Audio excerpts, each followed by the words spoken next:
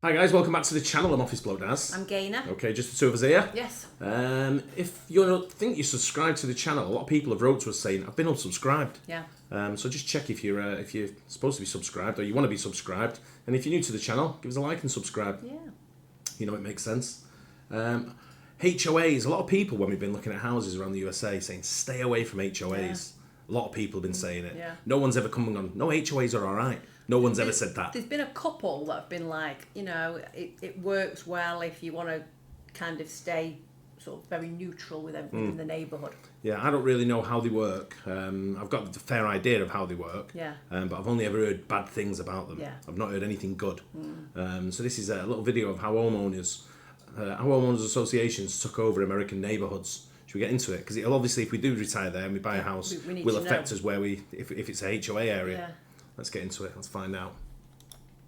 84% of newly built single-family homes sold in 2022 belong to what's called a homeowners association, which are organizations that oversee properties in a community. Certain local governments require almost all new construction to have an HOA. They're rooted in the desire for municipalities to offload their responsibilities for taking care of things that you would normally associate with paying your taxes. Homeowners associations provide value to owners. But there's been a backlash to HOAs because of some homeowners' negative experiences. When I first bought this house, I was very excited.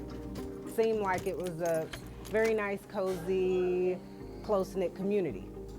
Then it started turning into a horror story. I'm a huge believer that, you do sign away your civil rights when you're signing into an HOA or a condo association. It's a matter of personal preference. Some people like anchovies on their pizza and some don't. Some people really like living in homeowners associations. Others don't like it. So why are HOAs so powerful? And do they make homes more valuable?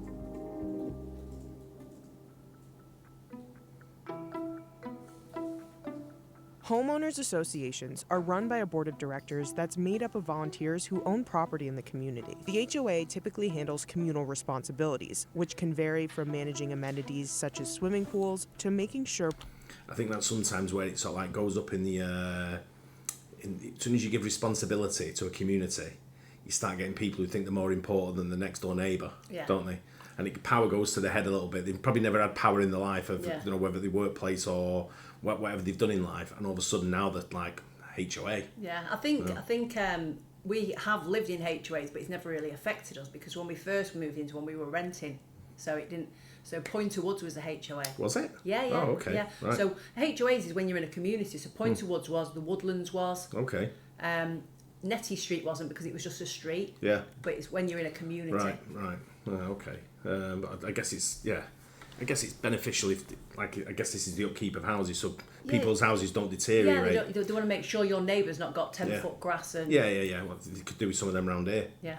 Property owners follow home maintenance rules. The board may hire a management company, which tend to be for-profit, to help run the day-to-day operations. Homeowners in the community pay into a fund for the HOA to have an operating budget. In the U.S., the typical home in an HOA pays between $200 and $300 per month in fees. HOAs have the authority to hand out fines to residents in the community that the association feels is not following the rules. Those fines may also accrue interest in some cases. The Inestrosas' annual dues for their HOA in Noonan, Georgia is $200 per year, which is lower than the national average. So on paper, their HOA membership doesn't seem like that much of a financial burden, but that's not been their reality. When we moved in 2008, we found out that there was a balance that was attached to the home because it had been sitting in the community, and they were fining us for that balance and late fees and any other type of fines that they would put onto the home for lawn care or anything. All of that was attached to this home when we moved in. From 2008 to 2014, we tried to get in contact with the HOA and we never had a reply from them. And we just kept trying and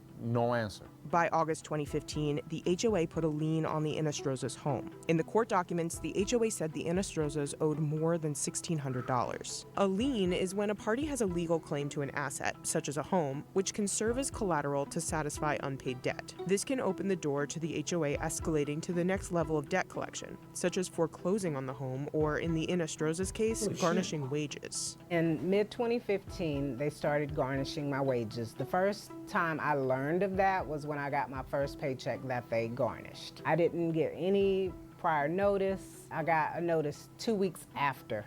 Even though the HOA was collecting from Jules' paycheck, invoices filed with the court showed they were adding fines rather than deducting from the overall balance. By December 2016, the HOA said the Inestrosas owed more than $4,300. In 2016, I decided to go into debtor's court. My attorney and the HOA's attorney came to an agreement that I would pay $3,200. We paid in installments, and we finally paid that off in January of this year. But it seemed like never got to the management or the homeowner situation. Just adding fines and adding interest. That's all they was doing. So they were still saying that I owed almost $8,000, while my attorney and their attorney agreed on $3,000 something.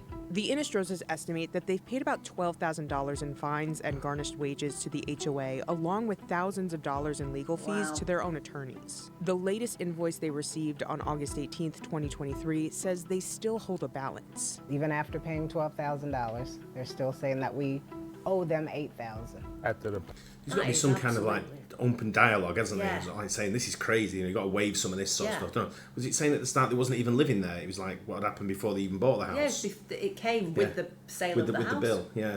But I know where we live, we have a management committee. Yeah. But they don't really mean anything. Not to me anyway, because no one. They tell me I've got to do something. I'll say you do it. They know it's one of them type things. Not being rude or arrogant. But if it's our apartment's immaculate, there's never anything wrong with it. It's not that, it's the communal areas we pay for. We pay management fees for communal areas. Yeah, I understand that, but what I'm saying is that if somebody walks through with their dog with muddy feet and all the carpet's dirty, then the carpet has to be cleaned, and that goes on. That comes out of the fund, So when people were first moving in, it was like $2,000 a year, and now it's jumped up to nearly $4,500 a year. I know, because people can't read a sign that says "Don't walk on a carpet with your dirty feet." Yeah. Yeah, but that's just like idiots, What I'm saying is, if you're getting yourself into that situation, it's not fair if all of a sudden it doubles. And it's like Martin with his apartment, he was trying to sell it, and he can't because of the roof. Roof's got an issue. It's weird. Past 23 after the past 10 years. 10 years, yeah. CNBC reached out to Homeowners Management LLC for comment and received automated responses directing us to contact the current management company as of August 2023. Bullshit. A representative from the current management company, Century Management, told CNBC, because it just became the management company for this community in the last couple of months, Century has little ability to comment on historical facts regarding the Inestrosas case. The former director of the HOA board, who oversaw the association from 2020 until her resignation in October 2023, declined CNBC's request for comment. The attorneys representing the HOA board did not respond to CNBC's repeated requests for comment. Jessica Navas and Matt Bizzone, who are also homeowners in the subdivision, began investigating their HOA. I started to have this feeling that there was something odd about the HOA during the pandemic. They discovered a history of at least 25 foreclosures in the community over the past 15 years. Just one house can have a record between 2 to 3 foreclosures within that time frame. If Jessica hadn't just took the initiative to go to everyone in the community that she knew were homeowners, we never would have known any of this, because all we did was basically go to work, come home, raise our children, that's it. And we never knew that anybody else was going through this, because for the longest I felt like, is it just me? I feel like HOA could be a positive thing when the community work together, keeping our houses looking good and good for property value. A big part of an HOA sales pitch is that the presence of the organization can help increase property values. The board is responsible for protecting property values. For most people in the United States, the single biggest investment they're ever going to make. There's mixed evidence about whether this is true. A 2019 study found that on average, HOA homes cost at least 4% more than non-HOA homes. That comes out to an extra $13,500. But those property values can vary significantly by location. A different 2019 analysis of 3 U.S. cities found that the home values in HOA areas were less than those in neighborhoods without them. The Inestrosas property value has increased between the time they bought it in 2008 following the housing crash to 2023. I don't think that HOA has anything to do with our property value going up. I feel with the HOA, the management company don't increase the property value. They're just there as employees, the community that increase the value of the property. HOAs can also be necessary in order to manage shared amenities or land, which can be a value add for homeowners. There are associations out there that handle all the landscaping. Even though you may own your lot, the association cuts the grass and they do all the landscaping. So is that a cost saving? Sure. Management companies can help a community function smoothly, especially when a board of volunteers needs assistance. One large company will manage 20 or 30 or 40 HOAs in a region, and they tend to have it down to a science. They know how to deal with trash pickup, they know how to deal with yard maintenance, they know how to deal with complaints, they have their fines and their enforcement down to a science. Relying too much on a property management company is going to cause problems, and relying too much on the homeowners to run their own association is also going to cause problems. The management company and the manager are simply a contractor to carry out the board's direction. They may handle all of that routine activity on behalf of the board, but those folks who live in the community and volunteer remain the decision-making authority. The board in that situation is still responsible. They are still the fiduciary. They are legally and financially responsible for the decision-making in that community.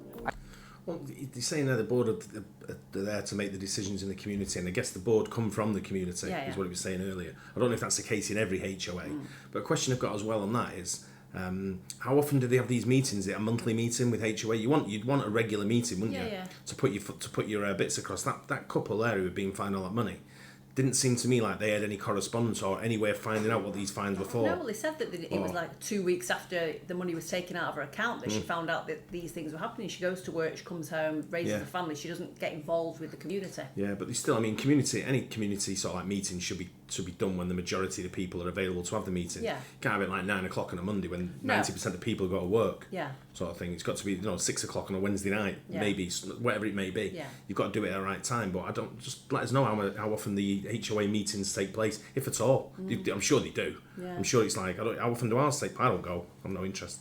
How often do ours? Every 3 months. Every 3 months. I think that there are times and places for HOAs, and I think that they could be positive. But the abuse negates that benefit. A lot of people have trouble thinking of community associations as a business, even though statutorily, in many cases, they are. You have to think about it like running a business. At the same time, you have to think about it from the perspective of a group of investors who all have this shared goal of making sure their investment's safe, and nobody's quite sure how to do that. And when you bring in an outside advisor to help run your organization, those people's goals are not the same as the goals of the people who made the initial investment. Professional involvement in HOAs is increasing, with the for-profit homeowner association industry growing to $38 billion. Jessica and Matt have been fighting for more transparency about where their HOA fines are going. We had 4 months of pulling teeth. We wanted a general ledger, but they gave us a balance sheet and a budget. We contracted a forensic auditor, CPA. It is very concerning to see that the amount of income that they're receiving is coming from these particular aspects: fines, citations, collection, legal fees. And her recommendation was remove the board, freeze the account, get access into the bank account. The numbers don't align with each other. In most cases, I think all HOAs have got to be transparent. Yeah. They've got to be 100% transparent. Yeah, of course they have. Because you're a member at the end of the day. Don't know if you want to see, if you ask for a balance sheet and they give you like an overview, you're not going to accept that, are you? No. You're not going to get a summary and go, No. yeah, I'll take that. You want a full deep dive into. Of course you do. You're entitled to it. Yeah, they should go through it. That should be in that part of the monthly meetings or a quarterly meeting to go through all the balance sheets. Yeah. Association management companies charge a flat fee for their management services for the association each month. They're not getting a share of the proceeds. That's not how they're compensated. If we didn't have a management company, we wouldn't have to be dealing with these different problems that we're having. Basically, they're just milking the community. The Inostroza's experience with their HOA highlights some patterns seen across the country when it comes to how much power HOAs have. 57% of homeowners polled disliked living in an HOA, with more than 3 in 10 homeowners saying they feel like the HOA has too much power. People need to understand how much power a board of directors has. Governments are giving the power of the municipality to these communities. They act as hyper-local governments and in many ways supersede all the other laws that exist when you sign into a covenant that runs with the land. Covenants is shorthand for Covenants, Conditions, and Restrictions, or CC&Rs. These are documents that outline the HOA board and homeowners' rights and obligations. A homeowners association usually enacts the CC&Rs as well as the bylaws that outline procedural matters when it's incorporated by the subdivision developer. The board in the beginning is controlled by the developer. So it starts out as a board of people that are paid on behalf of the developer to operate that community. And it transitions 100% of the time. In some cases, it takes years. In other cases, it might only take 1 or 2 years to a set of volunteers. Homeowners who have disputes with their HOA say they have trouble getting help from official government channels. I have personally contacted the city officials. None of them want to get involved in the HOA. There are only 7 states that have an Office of HOA Ombudsman: Colorado, Delaware, South Carolina, Florida, Illinois, Nevada, and Virginia. However, the Ombudsman office is usually not very well funded, and they have limited jurisdiction over the types of complaints they can take. And in some cases, that's all the Ombudsman office can do is take your complaint. They can't even take an active role in investigating or resolving the complaint. As far as the regulation goes, I think a lot of that regulation is predetermined. So in other words, there's already laws that are set up in place, and so inherently they're already being regulated that way. And of course, you've got the court systems for checks and balances in case you have a disagreement within your homeowners association. I think that education is really key to these communities. I mean, they need to know that there's nobody that's going to help them, that in a lot of cases, civil court is the only answer. So you can't even take some of these communities to small claims court. There's really a very limited number of scenarios where a court can say that something that's binding in your covenants is not valid. Lawmakers in several states, such as Texas, North Carolina, and Florida, have introduced policies to address some of the issues homeowners have been raising, but it's been met with backlash from the professional management industry. There's always going to be a wide variety of perspectives and concerns. So no solution, no bill, no piece of advocacy is ever going to garner 100% support from everyone. We try to find the best middle ground that makes sure the association runs effectively and people's investments are protected. As of right now, change has to happen at the grassroots level, with homeowners fighting through the court system as well as through voting for a board they feel represents them. Matt was elected president of the board in October 2023. So these are your new officers. Thank you very much. I did the oath when I became a naturalized U.S. citizen. It was my duty. And regardless of my economical condition, I have to fight for them. I would feel bad, selling this home to someone else, especially if they don't know what's been going on in the neighborhood. And I feel like I would probably just be like, hey, look, I don't think you want to move in this neighborhood. You may want to think about it. Wow. Interesting. Yeah. It's almost like a dictatorship, Yeah. the way they sort of like, yeah, it is. It definitely needs some kind of regulation if it doesn't have anything that's on there. But I know, for someone like me, if it's, I don't know, you can't. I couldn't live like that. No. I couldn't live with sort of like, being sort of like just someone constantly fining you for nothing. There's got to be some kind of like negotiation or leeway given, sort of like, if your grass is, I'll use this as an example. If your grass is too long and it needs cutting and it's looking untidy, cut the grass and give them the bill. Yeah. Something along them lines. Yeah. Or whatever it is. Give them a period to get the grass cut. Yeah. Your grass is growing too long. It needs cutting. Yeah. And if it's not cut by Friday, you're going to get a fine. One of them type things. Yeah. That's what might have happened. I don't know. They may have ignored all kinds of letters as well. It could be two sides to the story. We don't know. But I just think it's not for me. No. It's a bit bullying, isn't it? It is a bit bullying, and it's and unless you can get full transparency, which some of them didn't seem to be able to get, No. And you want full access and full transparency, ain't going to work. This is why it's better to live in the middle of nowhere. Yeah, it is, but you're also going to get them people who get the transparency and take it a little bit too far as well. They want to question every single line on the on the accounts. Yeah. So they want to go through, explain what that is, explain what that is, explain what that is, when it's clear as day what it is. Yeah. Rather than just get on because they want to feel important to put them to the test as the board. You see it when you go to like board meetings in any company. People are always questioning certain things, and you're like, give it a rest, Frank. Yeah. You know what I mean? Have a day off. And it's one of them that they want to feel that little bit of importance, self-importance. But the same applies to the board. Yeah. They feel like they're in charge of the community when they're not. Yeah. You're there to represent the community and make sure everything. I'd love nothing more than to be a member of a community where everyone's house is immaculate. Yeah. I'd love that. That's sort of like that's right up my street sort of thing, and I'll pay into that, no problem. Yeah. But it's when it gets a little bit out of hand where they start bossing you on what you can and can't do. Yeah. I saw one the other day. I've been watching some of these HOA videos. One of them where they said they can't leave the garage door up or they can't, and I'm like, I know leaving the garage door up does look a bit untidy on a uniform street. I get that, but you can't just go in and putting the garage door up and down every time you go in and out if you're doing something. Yeah. And these ones I've seen which are just like big, like, nah, you can't. My pet peeve is washing lines. Yeah, I don't like washing lines neither. Yeah. No, it's not a. But I get why people would want them. Yeah. So for me, it's a pet peeve, but I wouldn't be against it. If someone wanted to hang the washing out, go for it. Do everything as long as it looks clean and tidy in your garden. Yeah. My pet peeve is leaving bangers on driveways and stuff like that, putting caravans and things like that are old. Yeah. Don't do that. Yeah. That's there's loads of leaving all oil slicks. Even leaving curtains closed. Yeah. That bothers me. Small things, but it's one of them. It bothers me because I think it looks untidy. Yeah. But at the same time, I get why people might do it. Yeah. Something could be happening in that house where they need the curtains closed. Yeah. They could be watching TV with the reflection on it, so they close the blinds or the curtains. I get it. I understand that.